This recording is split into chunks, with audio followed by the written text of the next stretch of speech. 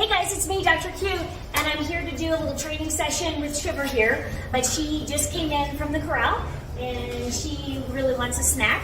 And so we're gonna go ahead and give her a snack. She's an older horse, and so she needs more food anyway. It's harder for her to keep weight on. And so I'm actually going to, oh, she's happy. I'm actually gonna go ahead and just leave the camera running, just because you might find it interesting and soothing to just watch and listen to her while I go prepare some things for our training session and let her just enjoy her snack. So enjoy hanging out with Sugar, everyone.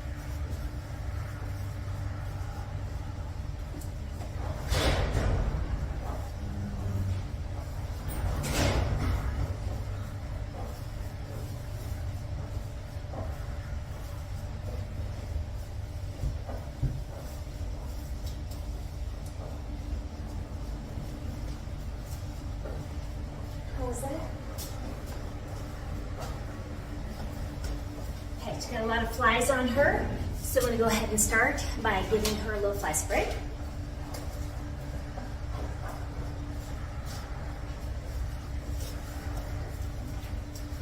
Okay, Sugar, stay. Ready?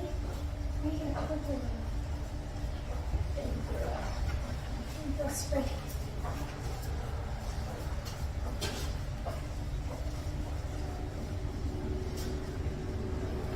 Spray.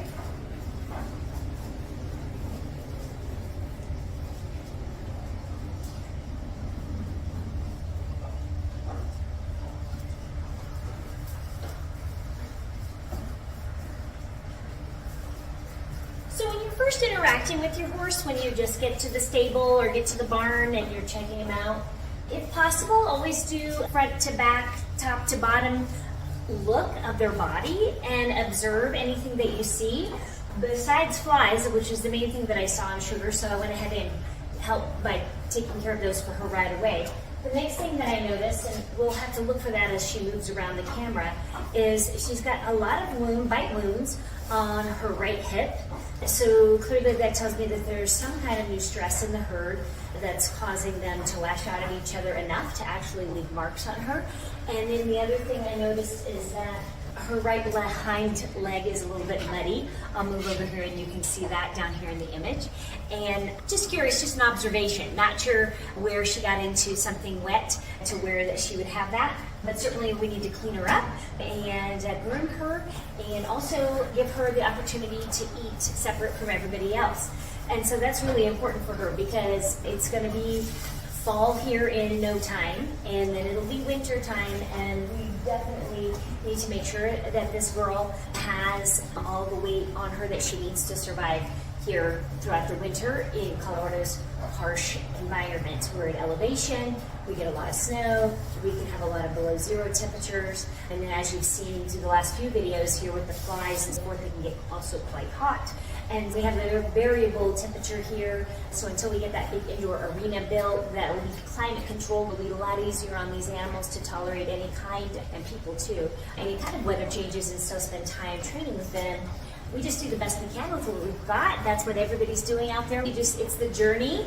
You just do the best you can. The best you can do is get your horse out and put some fly spray on him, and that's about it. Hey, that's better than not putting any fly spray on him. So be gentle with yourself. If you are frustrated that you don't have a pristine environment to work with your horse, it's okay. Your horse understands, and the two of you just work together in the environment that you have and know that it's all good. And if you really feel strongly about that you want something better than that, and then draw it down on a piece of paper and pin it to the wall and think about it and dream about it and attract it into your life, the power of manifestation. So, little tip for you from the life coach for people with pets. So even when you're working with horses, if you have big dreams out there, don't forget to just think about them and draw them into your universe. So I'll stop chatting now and move over here and do a little grooming on Sugar.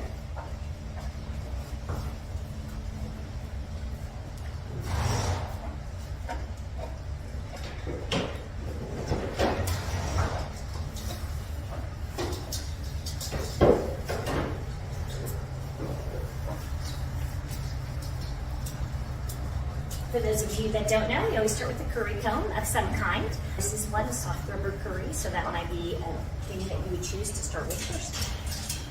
Also, I usually do start on the left front shoulder of the animal. Most horses are accustomed to being handled and approached from the left shoulder. That's pretty universal across all horsemanship across the world. So it just sets you up to have the animal be more likely to not be startled or concerned if you approach them at the left front shoulder first.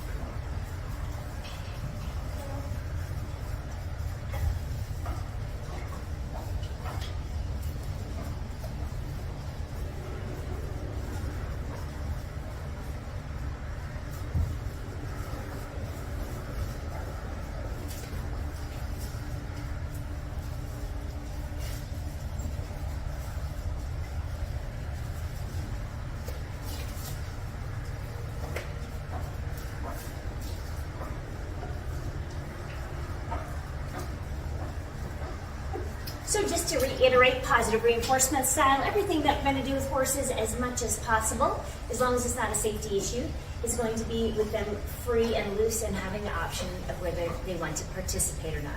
So just grooming, like I just did with her, down on the lower legs, up on the neck, under the belly, that can be very difficult for some horses, especially if you're, say, for example, training a wild mustang, training a baby, retraining a horse that's had some previous trauma.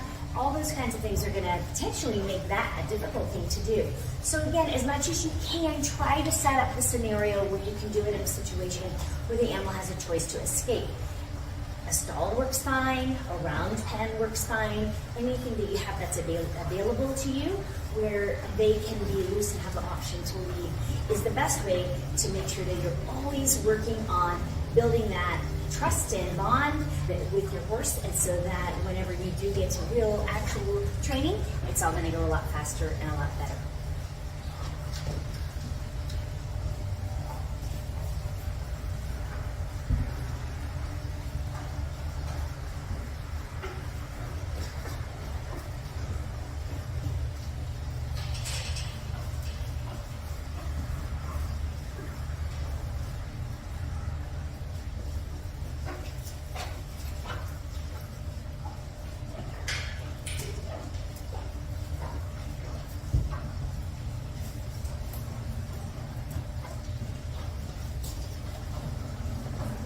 Sorry about that, folks. A little real-life barn drama, which is what happens when you're out the barn by yourself and you turn on the water hose to fill the troughs and you start making video and you forget to turn off the water trough. So now that's handled, we can come back and focus some more on sugar. So we've done the currying, so let's go on to some brushes.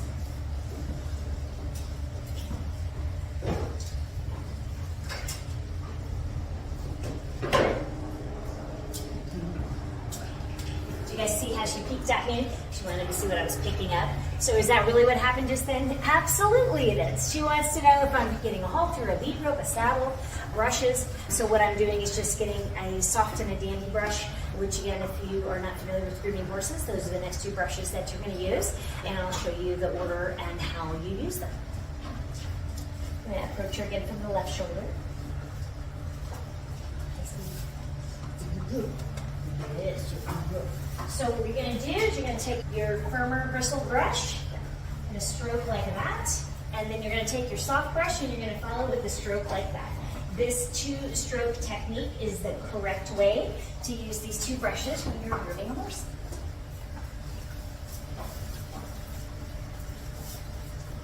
The stiffer bristles bring dirt and grime down from the skin up to the surface of the hair, and then the soft brush is what you use to flick it away.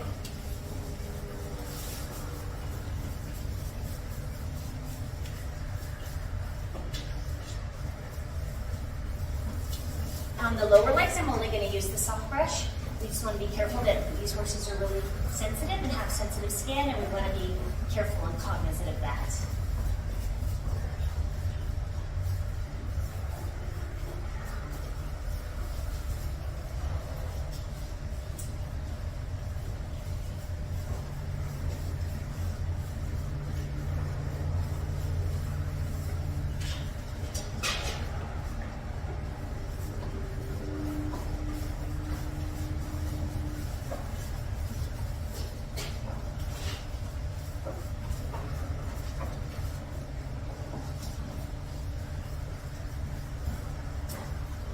So besides making sure that we only use the soft bristle brush on the lower legs and on the belly and other sensitive areas, like in the flank, the other thing that I want you to think about is notice I'm really not bothering her head at all. She's got her head down, she's eating.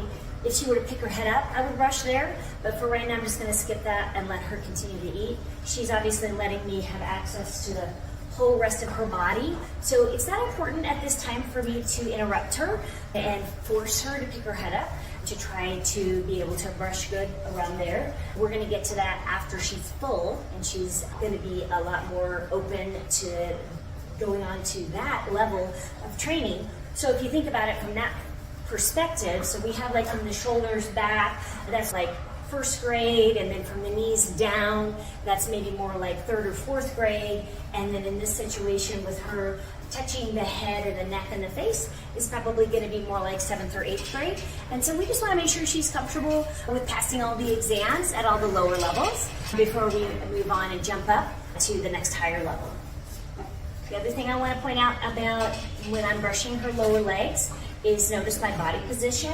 I'm never going to get my knees down on the ground and get myself off balance to where I can't spring away really quickly if I need to stay out of harm's way. So be very careful about how you stand when you are in this vulnerable position, bent down and brushing the horse's lower legs.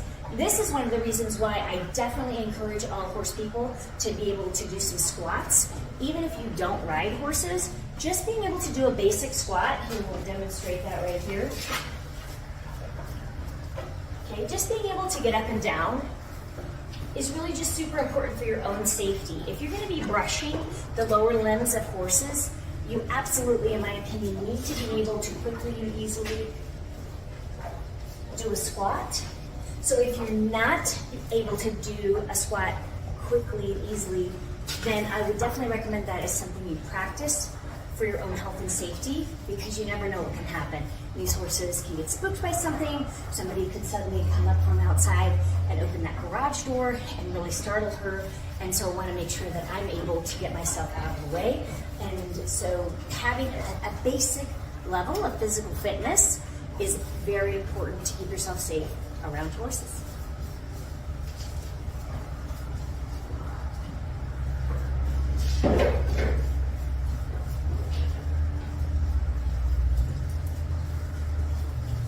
So after we've done the curry and the firm brush and the soft brush, we still haven't done anything with her face, so we need to check that. But in general, basic grooming, the next step is hoof pick. And notice she's looking at me, okay? I like that. I think that's interesting to me because I want to definitely encourage anytime she shows an interest in anything I'm doing. So do you think that this horse knows that the next thing that I'm going to ask is a hoof lift? You bet she does. She has excellent vision and she's very aware of everything that's going on. So for those of you that think that your horse doesn't really notice or care when you get different brushes out of the tack box, I would encourage you to think twice about that. Horses can pick the color of their own saddle pads. They can pick which saddle they want to have on their backs. There's all kinds of choices that horses will communicate to you if you take the time to listen. So the other thing to keep in mind about hoof lift with this horse and why she might be looking at me when she knows I'm coming for the hoof pick next is because hoof lift is extraordinarily difficult for her. So again, she's a rescue. We have really no idea how old she is. She has very neglected teeth. She has a lot of emotional baggage that shows up from time to time that's very unpredictable. And so we really just try to meet her where she's at because she's in retirement mode here, so we don't ask too much of her. And also, we know she's arthritic. She was used very hard most of her life, and she has a lot of arthritis in her joints. And it's actually difficult for her to pick up a foot and stand on 3 legs. So keep that in mind. And for a young horse, it's difficult because they're getting their balance. How about you? Can you stand on 1 leg like this? Okay, so that's super easy to do that for a long time. Yet, we ask our horses to do it constantly as if it's no big deal. Okay, so we want to really be cognizant of the fact it's actually is hard for them and they have to learn how to do it.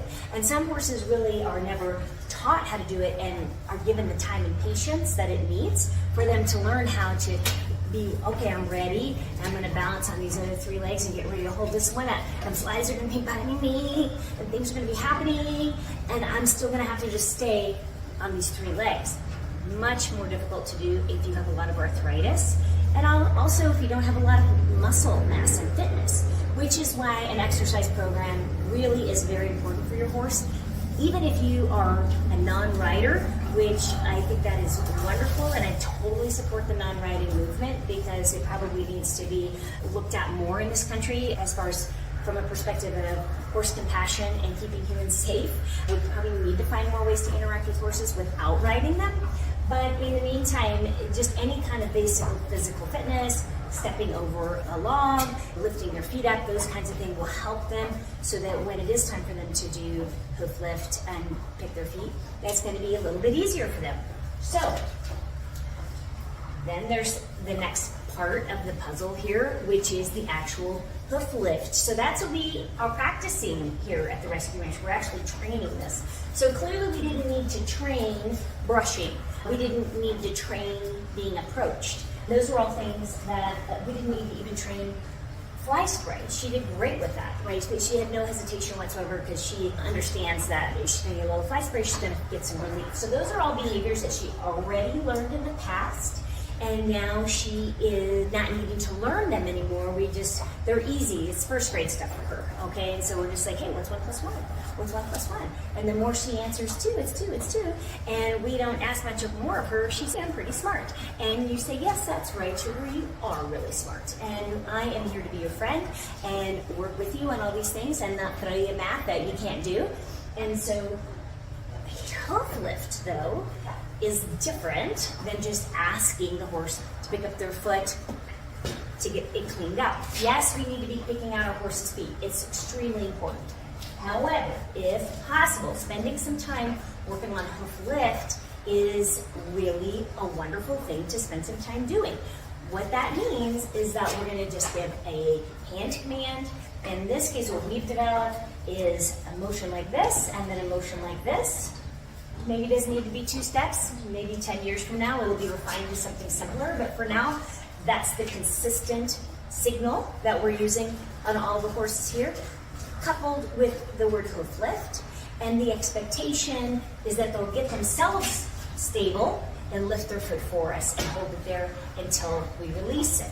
And we have some horses here that are really great at it, some that are maybe not so great at it, need a little practice. And then it varies from day to day. Sometimes the ones that are really great at it don't feel like it because it starts thundering outside or the water trough is overrunning or something like that. So you always have to take their opinion into consideration, again, unless it's a safety issue. So let me stop talking and come over here and let's see how Sugar does today with hoof lift.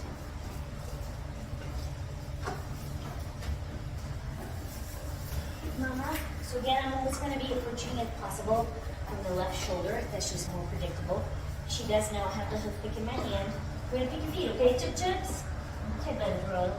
Okay, here we go. And lift. And lift. And lift.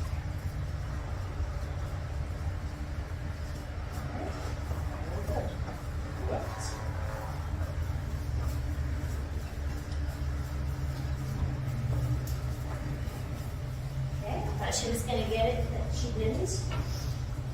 She took her weight off of the leg and then put her weight right back on. Oh, you see how she picked it up and I didn't ask? I don't think that was an accident. But now, because she moved it, she's got a lot of weight on it, so my chances of her giving it to me are probably not very good.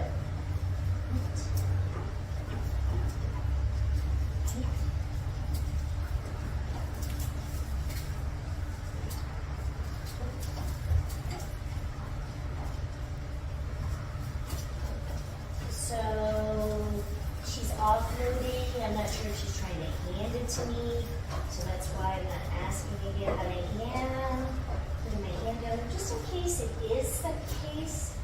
So she should. Oops. Okay. And so I misread that. Okay, so she was lifting her leg a little bit, or maybe I wasn't. Hard to say. But either way, I definitely broke the rules by putting my hand physically on her leg and asking, even with a pressure of about a 3, for her to pick it up to me. And I think the fact that I even did bring it to a 3 instead of doing no pressure whatsoever is why not only did she then pick it up and put it down really hard because she was frustrated with me that I used any pressure whatsoever. And that's okay. So now as a trainer is where you have to have decision time. And I talk about that a lot because we had miserable success with that, okay? That's okay because it's not a good or bad, it just is what it is. And so what am I going to do about that? One of the things that I can do is work on it during a training session. So you've heard me say before, and I'm going to say it again, that whenever you are doing a training session with your horse, you always want to be working on a husbandry behavior at the same time. So a husbandry behavior, what does that word mean? It's an unfortunate word that just means the things that we have to do to take care of our horses. And the things that we have to do to take care of our horses is brush them, brush out their mane, brush out their tail. It includes cleaning the sheath. It includes examining eyes. It includes examining ears. It means also looking down under here underneath their jaw, making sure there's no ticks or problems under there, lifting up their tail, looking under there, make sure everything looks good, picking their feet, looking at their teeth, all of those things. So all those things that we do in one degree or another, to one extent or another, depending on how much time we have, what we're trying to accomplish, if we're getting a horse ready for a show, if we have a horse that's sick and we are really looking for clues as to why they might not be feeling well or lame, so then we might do a deeper look at them from top to bottom. But I have to decide, how important is it that I get her feet picked right now?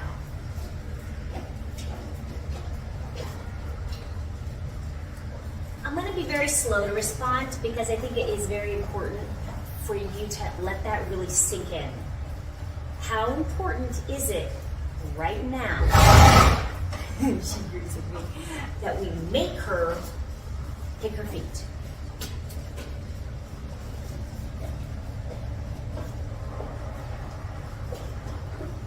But a lot of you out there have different ideas on this topic. And there's probably as many different ways to look at it as there are trainers that are out there right now watching this video. And as long as that opinion falls within the scope of the parameters that are given to us by how to work within positive reinforcement, you're all right. But the bottom line is, for me, I had an aha moment because I realized that the next time I want to play a game with her or give her some grain, which is going to be the next thing that we're going to do, and because I know her, because I know she's not great at this, I also know other things about her, like that she's very pushy around food. When she is coming into my safety circle and pushing on me at a 3 or 4 or a 5 or a 6 or a 7 to try to get that grain, that's when the dance becomes obvious, because we're going to push back with that hoof pick and the hoof lift and get her back in her safety circle. So I hope that makes sense. So different things that you can work on husbandry-wise that work really well for this scenario. Fly spray. This is exactly how you train a horse to tolerate fly spray. Looking in ears, wiping eyes with a damp rag, deworming them, putting a tube of anything, water, medication, whatever it may be, in their mouth. Again, we're doing all this free where they have the option to leave. So the only way that we can get something like that done in a horse that might be a little bit more resistance is to bring another piece into the dance to help give them some encouragement. Because again, if they don't want this, but they want this, and they're not willing to come here somewhere in the middle and meet us part way so that we both get what we want, you have the option to leave, she has the option to leave, we just end the session. It's not a safety thing. She's not a 4-month-old foal that's critical. We only have so much time to teach them new things that we really want to make sure we get it done. She's not lame and has a big rock in her foot, so I have to get it out right now. So those are all the things, right? So I don't need to use ego right now to say, well, she needs to do it. She knows how to do what she needs to do, because that's the next part of the program. That's the next thing. You groom and brush, and then you pick your feet. Well, we can adjust the program when we take her feelings into consideration. So now she's been eating for a little bit. I'm going to get the target and see if we can engage her in a few games so that we can reintroduce the hoof pick.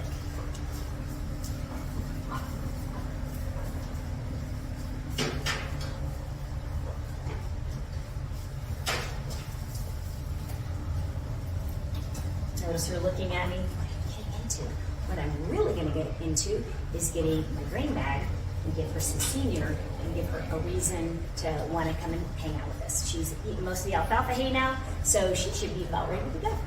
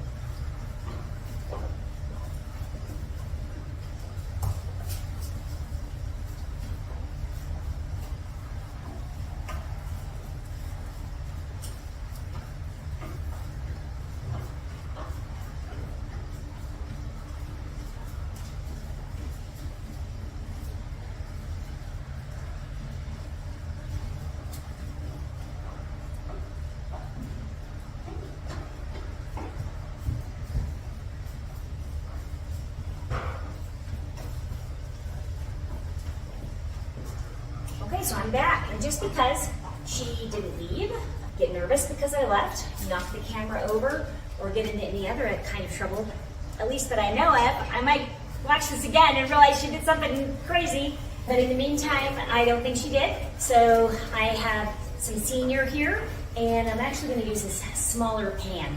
This is a regular size feed pan. When I'm doing training,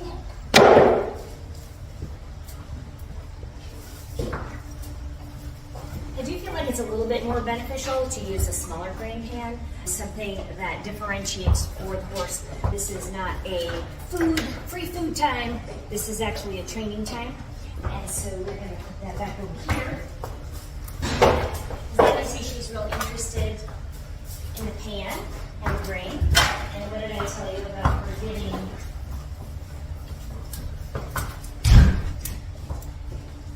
immediately very pushy with me? So again, it's a dance. I don't want to be mobbed. I don't want to be mobbed. So I actually have no food on me. There's actually none in this room. But look at the pressure she's putting on me. She's putting a lot of pressure on me. So I can either keep running away. Pick up that hook pick. Okay, let's make a beat. Right here. Lift. Lift. Lift.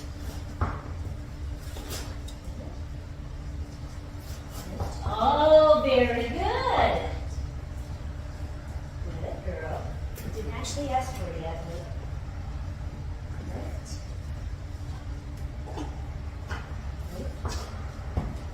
Good girl. We got a good one, guys. Okay. So then, that was good. That was good. Okay, so what happened there, and I hope you got to see all of that, she did give me a hoof lift. It was great. It was fantastic.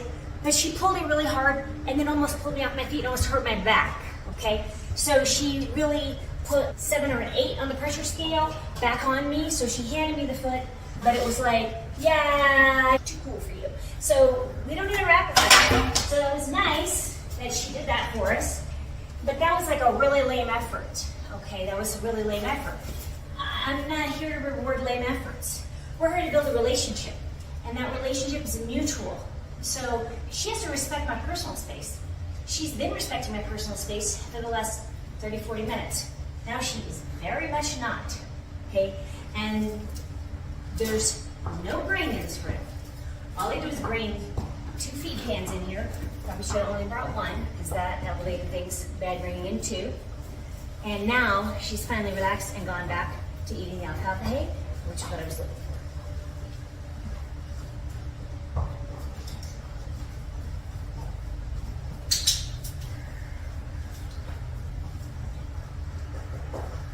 And so that is something that dog trainers talk about a lot, which is called click to calm. Okay, so you're always going to reward calm behavior. So she started having some not so calm behavior and started being a little bit crazy with me, and I didn't really like it. Now, I could have had the option to push her away.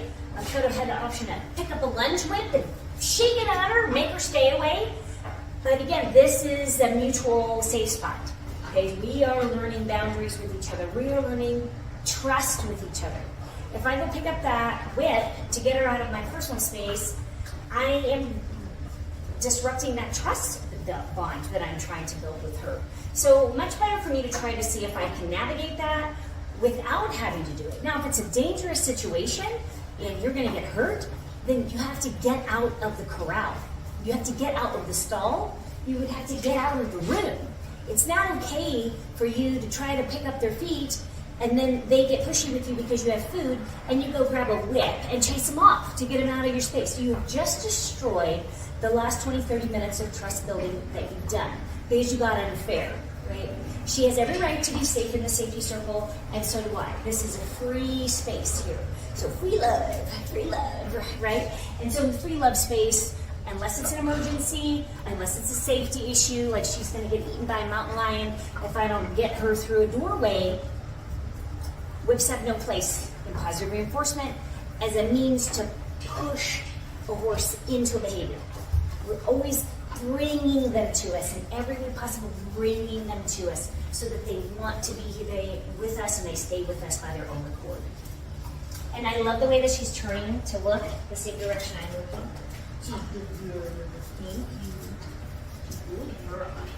Okay, so I don't want to work on hoof lift again because that just didn't go well for anybody and almost got me hurt, quite frankly. Because what if you are in your 80s and you want to spend time with horses and you need to make sure that your back stays safe?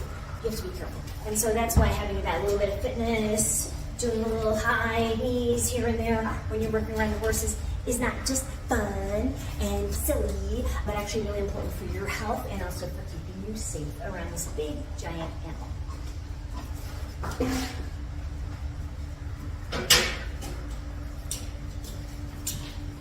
So where do we begin?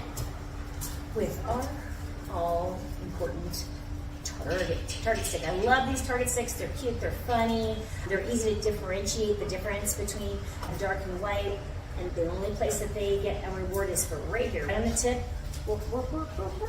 Yeah, give me 5. So we say touch it, or give me 5, or something cool like that so that they know that you want them to do it. I have my clicker handy, and let's see if we can get Sugar to play some games.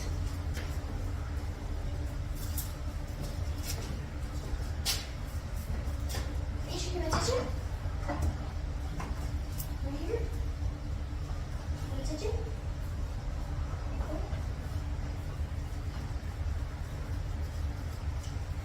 She doesn't? Dang it. What do I have to do to get her interested? Who has an idea? I'm waiting for you all to put on your thinking caps and come up with some possible scenarios of what we could do before I tell you what I think we should do.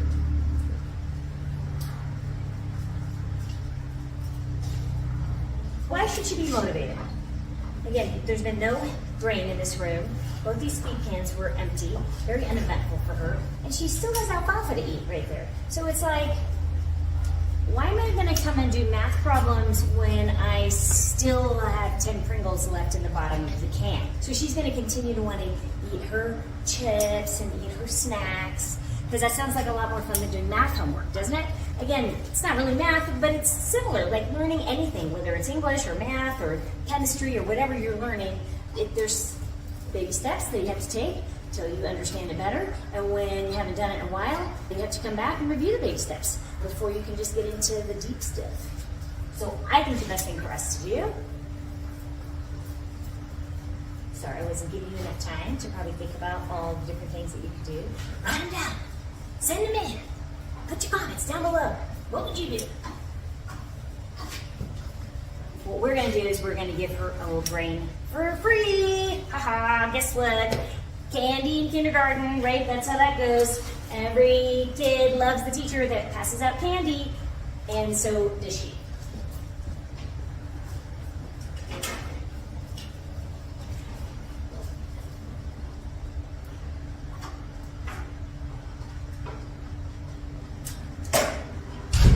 Always that look of attention. I'm going to put it right over here. So you can can see her cute face. Little grain in there. Make it a tiny bit tougher, but put it over the line. Good girl. And I'm clicking. So that is her key, clue, start bell, so to speak. The class is in session. And I think you'll see that she will engage with us much better now.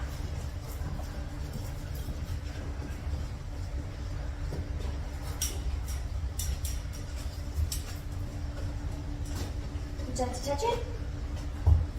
Good. Very nice. Good girl. Oh, yeah.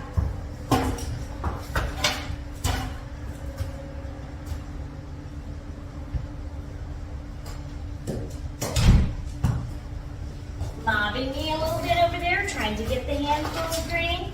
So that'll be the last handful of grain that makes an appearance for a few minutes to help her de-escalate, because she's really like at about a 6.5 going on a 7 as far as how hard she followed me and tried to get past me to get into that door to get where I had that grain. So again, don't let them do that.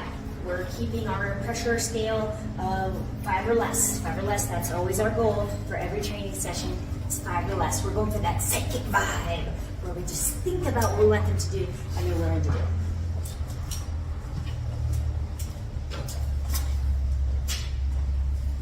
So this seems like it's going to weigh. I'm going to get a little movement out of her. So she stopped and paid attention to the pan. So if that continues to happen, what you can do, you can just move the pan from the root. Now what I'd really like her to do is step over, step, lift, lift, one more, lift. Good girl. Okay, so notice how I use that opportunity. Good. So guess what? I'm going to pet her. I'm going to pet her. Not going to give her food. Not going to give her food. I'm going to pet her. And look at how she's licking and chewing, because she's like, bring it. I get it. I get it. That's the horse's way of saying, I get it, we're in class now. So I don't know, and then decide if I feel like being in class today. And again, that's okay, it's up to her.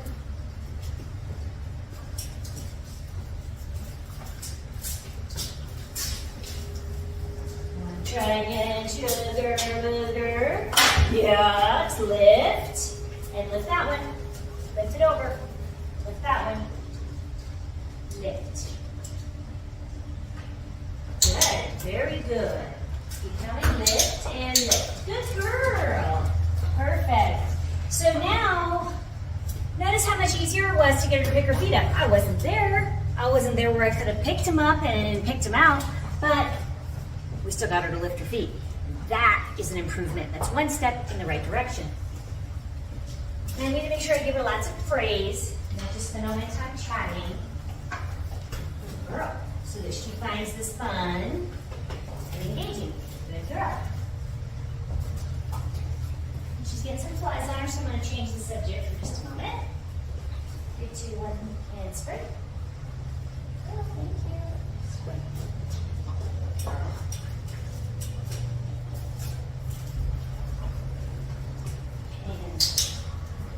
Behavior is complete. She hits click. And my goal there was to try to get her interested again. So look at those ears. We got an interested girl, but without her getting too interested in following. So again, it's about that dance. You're always doing that dance with them. So you want them to come to you, but not too much. And so that's always what we're going for, is like the tango. It's the horse training tango.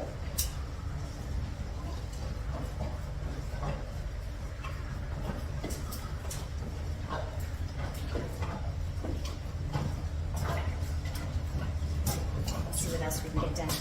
See if we can come back to this lift or not. She's certainly picked up. She's picking up her feet a lot better, which means when we go to ask her about it, she's going to be able to do a lot better too. So we're going to wait till we have some momentum. This big girl is a little bit crickety, those big joints, so we don't want to ask her to do stuff from like a position, right? we want to take advantage of that little bit of motion that we're getting out of her.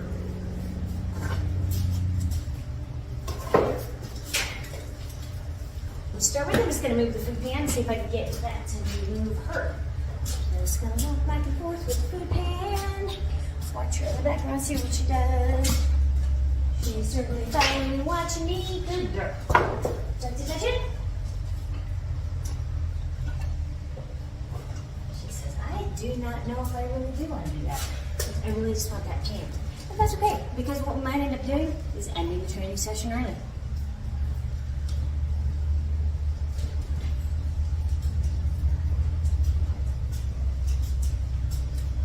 Because after all, we don't want to have a math student that doesn't want to be there. Right? They really don't want to be there. Look at her swing her head left watching me. But the nice thing I like about this is her feet. She's offloading her feet. She's a little bit nimble on her feet right now. I like it. Let's sit down. Lift.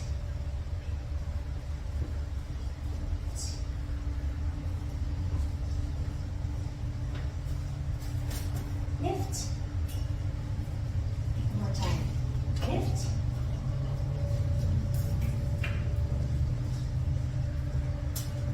All right, so for me, that's all she wrote. We're going to end this training session at this point. We've asked again. We've been working with her for about 45 minutes, like we talked about before. That's probably about an ideal training session anyway. We built a lot of trust, a lot of goodwill that's going to pay off for us next time that we work with her in this situation. And I bet you'll see big improvements in her ability and willingness to hoof lift for us when she starts to make the connection between remembering that targeting brings snacks, brings fun time. Lifting your hooves is not really that big of a deal, and she can do it, and it leads to big rewards. So we're just not there today yet. That's okay, because positive reinforcement is all about trust, relationship building, not your ego, not getting done what you want to get done today. Sometimes we have to adjust what we have in our mind that we want to do in order to preserve and expand our relationship with our horses that we are so lucky and blessed to be able to spend any time with at all in our lives. So on that note, I'm Dr. Q, here to help you have the most amazing relationship with all of the animals in your life. So please subscribe down below, please leave your comments, donate to the Rescue Ranch, and follow us along at resqranch.org so that you can see all about the makeovers that we're doing and the dirt project that's going on and all the ways that you can help us bring the dream of positive reinforcement horse training to the rest of the world. Thanks for tuning in, everybody, and we'll see you right here next time.